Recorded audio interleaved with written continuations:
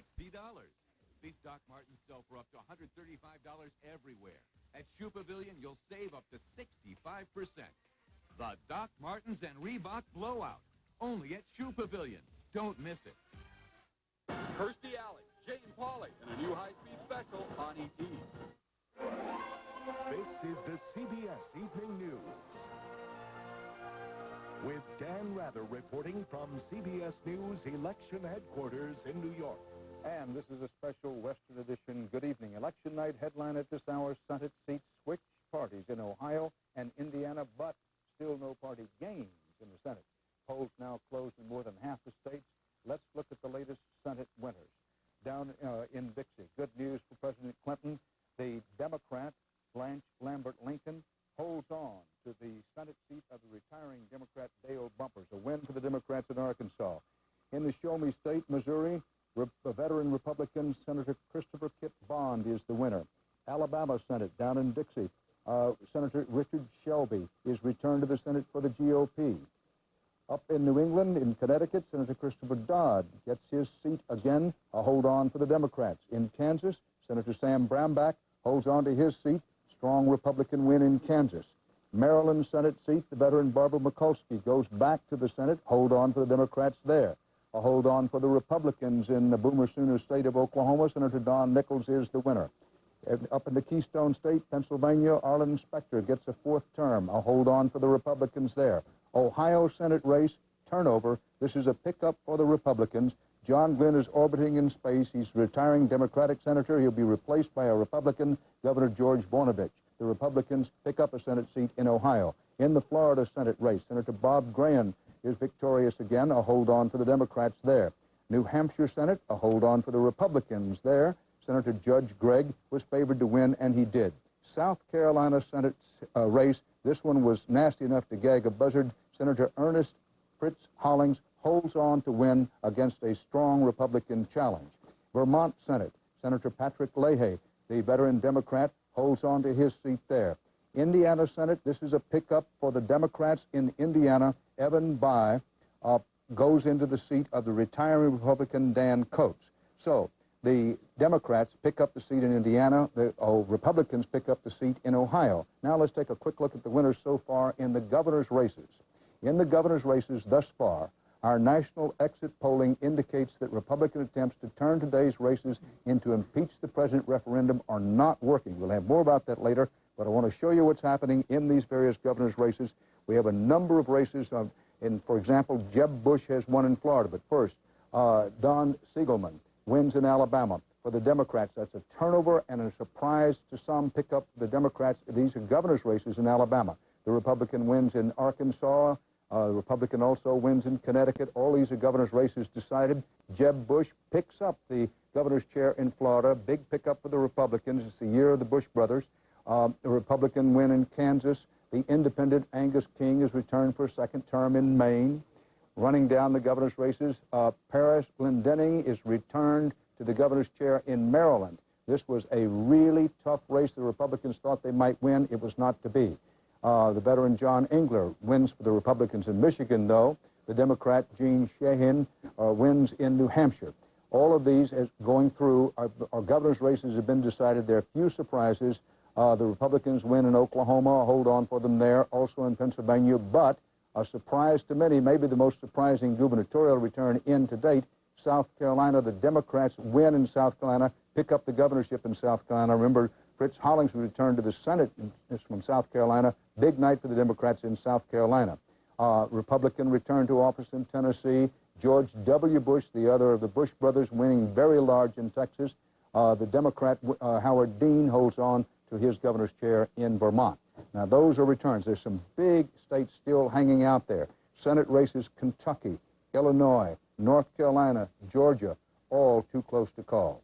Now, we go to our exit polling, which indicates Republican attempts to turn these races into an impeach the president referendum are not working. But those who voted were less supportive of Mr. Clinton than the country as a whole. That is, those who voted today were more critical of the president than those who didn't vote on a national basis. CBS News Chief Washington correspondent Bob Schieffer joins us to begin our coverage. Bob, what about California? Well, Dan, I'll tell you, there is no Senate race that is getting more attention than the one in California. Democratic Senator Barbara Boxer started behind in a race with the Republican State Treasurer Matt Fong, but she really poured on the money at the end, and there is no question that that race tightened this week. The polls are still open in California, of course, but our exit polling shows that the issues that California voters cared most about were first, education, and second, abortion. Now, that has to be good news for Barbara Boxer and her supporters as they wait for the polls to close, because those are the very issues that she pushed in these last weeks. By the way, that race up the road in Washington State, where Democratic Senator Patty Murray is being challenged by Republican Congresswoman Linda Smith, somewhat the same story. Education, again, the top concern for most voters. Very good news for Patty Murray, a former teacher who sponsored the Democrats' 100,000 new teacher legislation. Pardon me. As for Carol Moseley Braun of Illinois, of course, she's the third woman senator elected back in 1992, which was called the Year of the Woman. Many people wrote her off, including me, but the polls have closed in Illinois, and we are not yet ready to call that one, which means it is much closer than many of us expected it would be. As we go through the evening, of course, we'll want to see whether the repeated visits of Hillary Rodham Clinton had an impact on Carol Moseley Braun's race. Of course, these are just three of the Senate races that we will be tracking tonight. As we started the evening, remember, the Senate looked this way: 45 Democrats, 55 Republicans. As always, a third of the seats, 34 of them, are being contested tonight. Democrats have already picked up one seat as expected in Indiana, where, as you said, former Governor Evan Bayh won and won big as expected. The Republicans, of course, cancel that gain as expected when Governor George Voinovich picked up that seat held by retiring Senator astronaut John Glenn. But the race, Dan, that the Democrats have to feel the most relieved about is that race down in South Carolina, where longtime Senator Fritz Hollings has beaten back the challenge of Republican Congressman Bob Inglis. How did he do it? 78-year-old Hollings has been bringing home the bacon for a long time down there in South Carolina, and that's a state that really likes, Dan, as you know, to hold on to his incumbents. Remember, after serving 30 years, Hollings is still the junior senator down there. The senior senator, of course, is Strom Thurmond, still serving at age 95. Thanks, Bob. And a reminder to those of you in states, including California and all throughout the West Coast, where polls are still open, you still have time to vote. Your vote can make a difference. We'll have the returns later on, but please go out and vote and then come back and watch our coverage here on CBS. Our exit poll interviews with people around the country after they voted are giving us some indications of what issues mattered and motivated them. So, how do President Clinton's problems play with the voters today? CBS News 60 Minutes man Ed Bradley is tracking the exit poll results. Ed, what do they tell us? Well, Dan, as you pointed out, the Republicans tried to turn this election into a referendum on Bill Clinton's affair with Monica Lewinsky. Talking to voters leaving the polls today, it does not appear to be working. The voters, about 6 in 10, told us they do not feel this election is a referendum on whether Bill Clinton should stay in office. Since the question of impeachment first arose some months ago, the polls have shown that the public did not support such action. Well, today voters said the same thing. By almost 2 to 1, they think Mr. Clinton should not be impeached and removed from office. As a matter of fact, more than half the voters think Congress should just drop the whole matter and not proceed with the impeachment inquiry at all. As you know, the House Judiciary Committee is set to take up the matter in the next few weeks. As it has been throughout this scandal, the president's job approval ratings remain high. A majority of today's voters approve of the way he's handling his job as president. And lastly, Dan, we asked voters to rank the 7 top issues which affected their vote today. The issue of his relationship with Monica Lewinsky came in dead last, and only about 5% of the voters mentioned it. Thanks, Ed. For those of you asking about the New York Senate race, the polls have not yet closed in New York. Supporters of the Democratic challenger to Al D'Amato, Charles Schumer, believe that they can win that race and may have it won, but the polls have not closed. We simply don't know what the result is going to be. And with all that as background, President Clinton, no doubt, is watching the results tonight with personal as well as intense political interest, because it's not too strong to say that the future of his presidency is hanging in the balance tonight. CBS News White House correspondent Scott Pelley has that part of the story. Scott? Dan, the president has just telephoned Evan Bayh in Indiana to congratulate him on his win in the Senate race there. The president, we are told, is watching the results on the internet this evening, and he certainly has to be heartened by what he has seen so far. Democrats doing better than many had expected. One of the things the Democrats have been doing is analyzing races district by district, trying to figure out where their voter base has not turned out. And in those districts, they have targeted thousands of telephone calls in order to get their voters to the polls even at the last minute. Earlier today, the president was asked whether this election is a referendum on his future. I think this election is a referendum on all the hopes of the American people for the future and their assessment of the present condition and how we get from here to a better tomorrow. I think that's what it will be. That's what all elections are, and none of us know what is going to happen. That's the honest truth. Either way this election goes, it will have an influence on the impeachment process. If Republicans have only modest gains tonight, it may mean there is a greater likelihood of a plea bargain for the president down the road. Dan? Scott Pelley, thanks. Also being decided tonight, and good news for the Republicans, are being decided at the governorships of 36 states.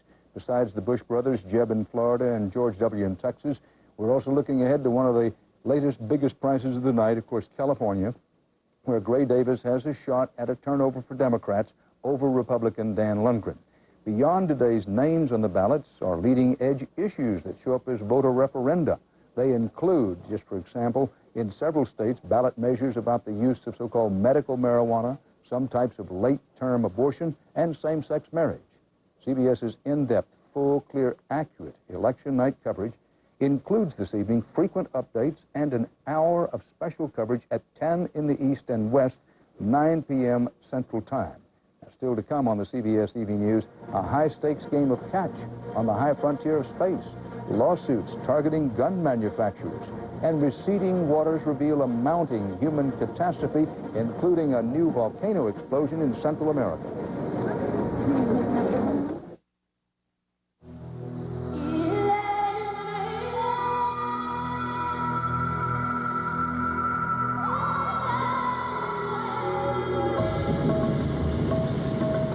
A thought for those of you married to your job.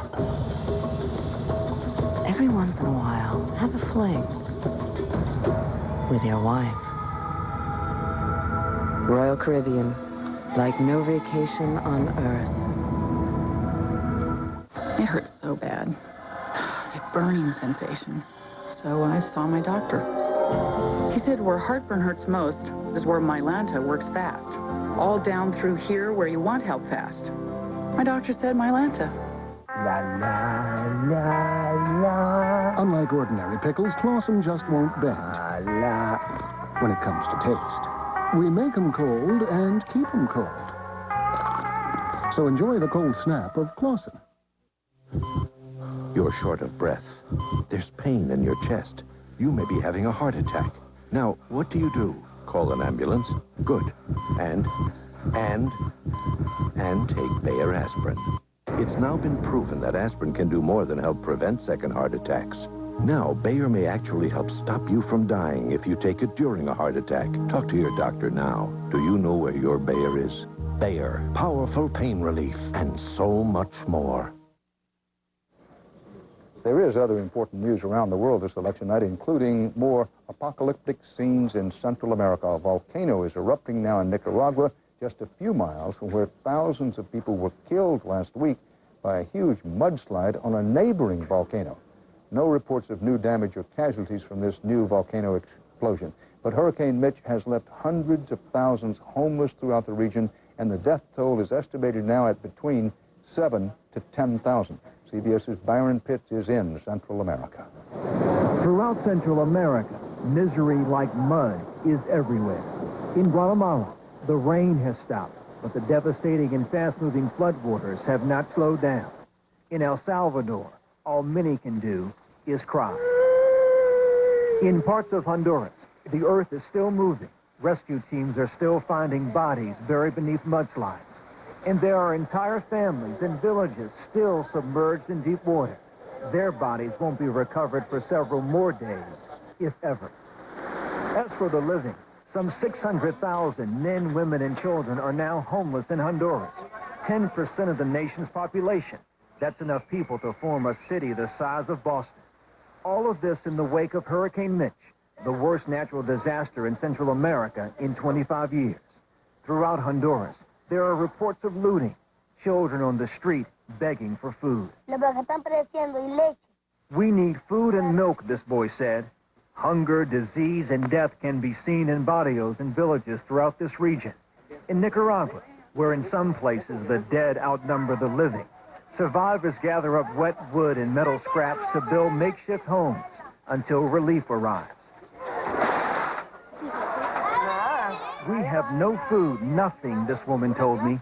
Cristina Ramos Gonzalez has a husband and 5 children. We have been forgotten, she said. No one has come to help us. So tonight from Honduras to Nicaragua, there are thousands who feel they have been forgotten by their country and the world. With any significant amount of relief aid still days away, families will stay in makeshift shacks and go without food for a third day. Byron Pitts, CBS News, in the Barrio Santo Domingo, Nicaragua. Bulletin from North Carolina. CBS News estimates that the Democrat John Edwards has sent down to defeat the Republican Senator Locke Fairclough. Fairclough is a protege of Senator Jesse Helms and the man who suggested Kenneth Starr be a special prosecutor against President Clinton. Fairclough loses for the Republicans in North Carolina. That's a pickup for the Democrats in the early going. It's a big night for the Democrats in the early going. They hold on to their Senate seat in South Carolina. Hollings wins. They win the Senate seat in North Carolina. They have hopes of winning the Senate seat in New York, and they've won a Senate seat in Indiana. Our CBS News coverage will continue in a moment.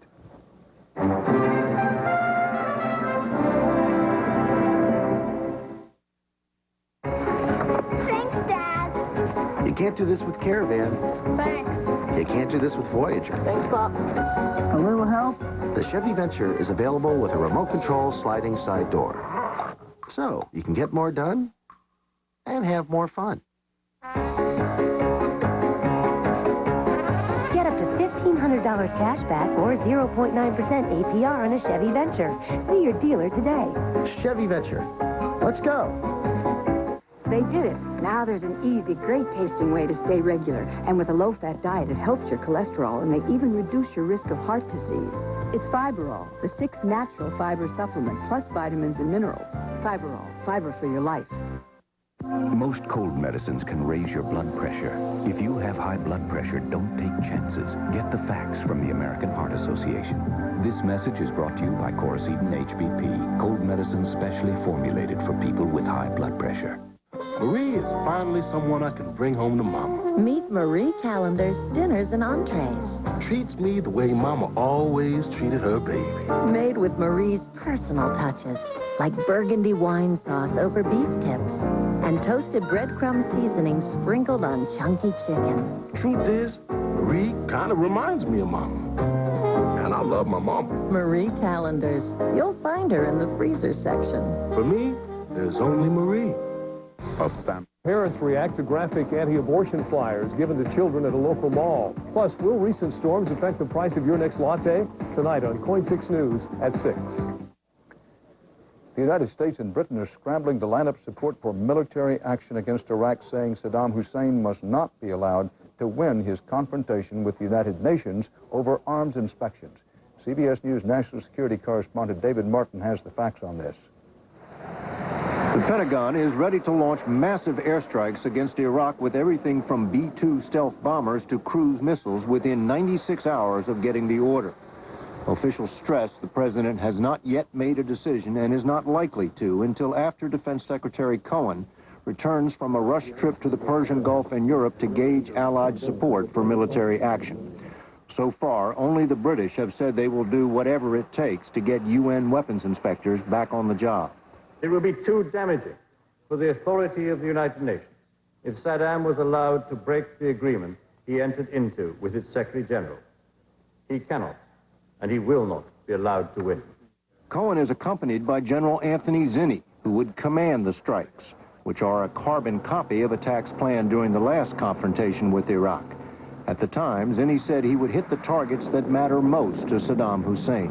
Republican Guard units that keep him in power, his own infrastructure and command and control systems and those kinds of things.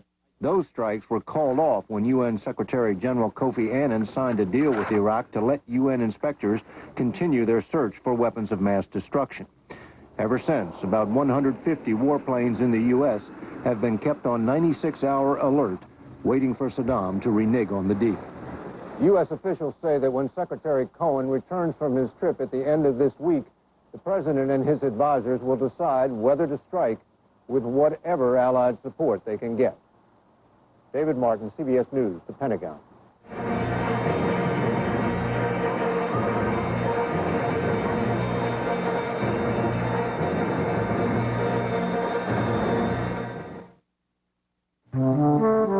9 out of 10 HMOs have prescription drug coverage. We all know how expensive the best medicines get, but it's only a small copay for most HMO patients. HMOs, the health care you want at a price you can afford. Something amazing happened here in Lafayette, Colorado. Thanks to oatmeal. I ate it for 30 days. 100 of us did. 98 of us. 98 of us. 98 of us lowered our cholesterol. Mine went down 17 points. A bowl of Quaker oatmeal a day. My cholesterol went down 15 points. 16 very proud points. That's a lot of healthy hearts. Mine went down 5. 27. 9 big ones. That's some powerful oatmeal. Can you believe it? Quaker oatmeal warms you heart and soul. In clinical studies, a leading pain medicine significantly reduced minor arthritis pain, increasing range of motion and flexibility. But the medicine in these studies wasn't a pill. It was Bengay. And now, when you use ultra-strength Bengay for your aches and pains, you get the heating power of 3 pain relievers. Ultra-strength Bengay, medicine for your moving parts. And now, try new Bengay SPA with sight-penetrating action and a light, fresh scent. Some people call it retirement planning. I think of this as future construction. Year by year, block by block, until... It's our dream house. Beautiful. But I was hoping we could afford to travel. This plan can help make it happen. We can even make sure you've got worry-free income for life. AXA, dynamic vision, equitable, a trusted resource. Call us. Equitable is a member of the global AXA Group. HMOs promote regular screenings for breast, colon, and cervical cancer. So cancer is detected earlier in HMOs, and faster treatment saves more lives. HMOs, the health care you want at a price you can afford. As you cast your vote, turn to the most experienced team of reporters in broadcast journalism. Election 98, full, live, comprehensive coverage tonight. Families touched by gun violence are taking a page from the legal playbook written by anti-tobacco movement people. They are suing for product liability. CBS's Russ Mitchell tonight has a case in point. Stephen Young is on a crusade. He is suing the gun industry for the death of his son. This happened because some kid got his hands on a gun. And it wouldn't happen if it wasn't so easy for these kids to get guns. 2 years ago, on this Chicago street corner, 17-year-old Mario Ramos followed gang orders to shoot someone. He chose 19-year-old Andrew Young, mistaking him for a rival gang member, and fired a semi-automatic handgun into his car. I knew his spirit was around, and I said, I'm not going to forget you, and I'm not going to let this pass for nothing. Young's lawsuit breaks new legal ground. Gone is the failed argument that guns kill. Instead, Young is claiming that gun makers are legally responsible for the way their guns get from their warehouses to the nation's street corners.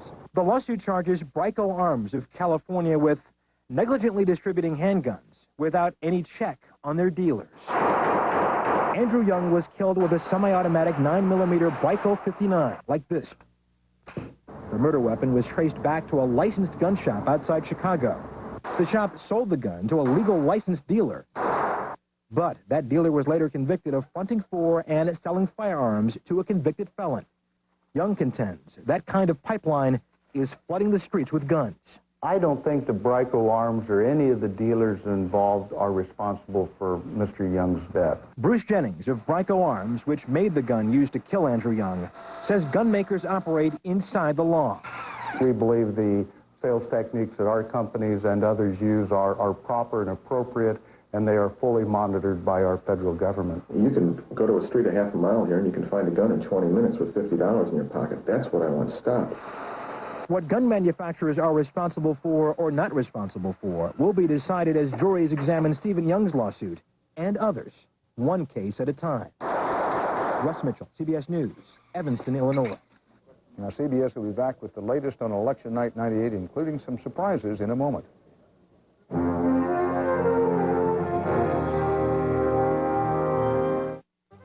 at 6:30. I love my job. KOIN 6 News anchor Mark Hendricks goes behind the camera with Dan Rather We want to be fast. We want to be first, and we break stories. for a look at his world.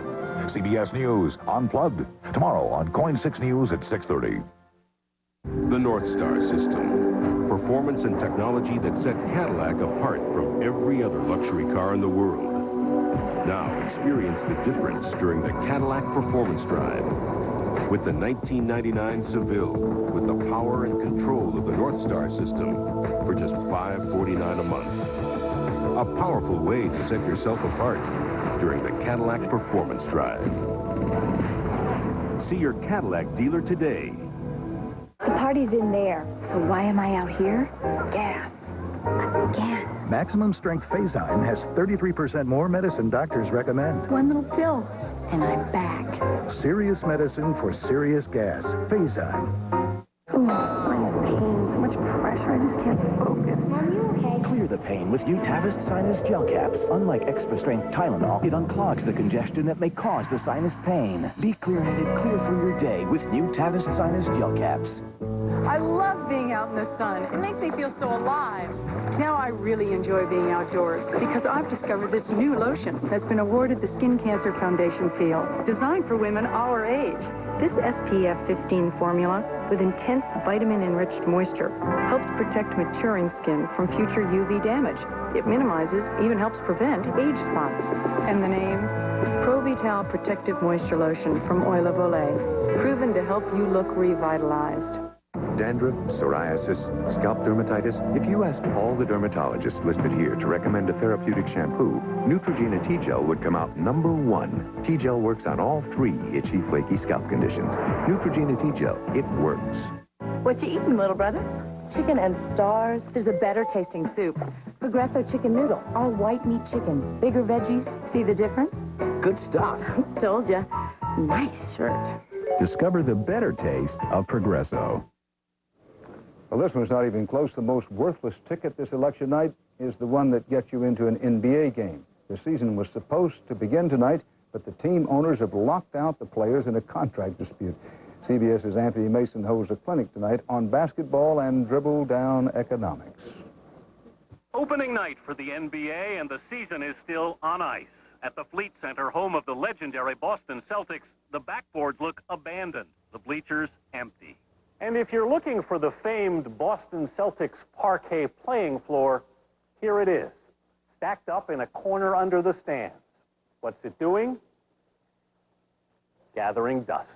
The Fleet Center will be dark opening night. Richard Creswick says his arena will lose 8 games this month. It's costing us over $1 million a night. And what does this do to your profitability if it continues? We are in serious jeopardy for the first time ever of losing money. 194 games have already been canceled. Consider the astronomical cost to multi-million-dollar stars like the New Jersey Nets' Jason Williams, who can lift weights but can't pick up his paycheck. This snowballs.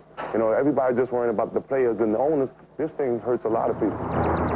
At Dallas's shuttered Reunion Arena, it hurts James Scott Dunn, a part-time security guard who makes $30 a game. It makes a big difference in a lot of people's families compared to the millions they're making. At the Fleet Center, it hurts the organist who can't make music or money, and the Bull Gang who lay the basketball floor over the hockey ice. Means we're not working and we're not getting paid.